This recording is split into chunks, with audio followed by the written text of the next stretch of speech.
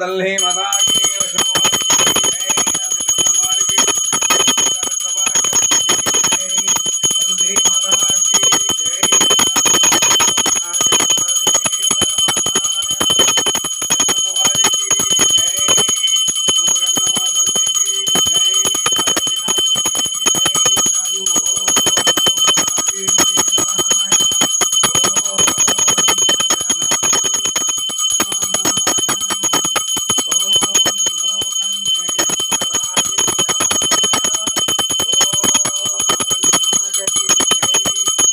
తల్లికి జై. ఓం భగవతే నమః.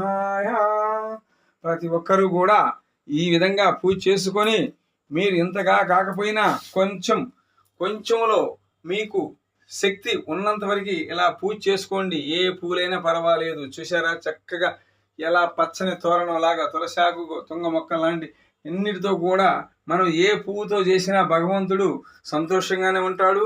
ప్రతి ఒక్కరూ కూడా మీరు నా వీడియో చూడండి. ఏదన్నా సమస్యలుంటే నా వీడియో నా ఫోన్ నెంబర్ ఫోన్ చేయండి. జై. నా ఓం భగవతే నమః.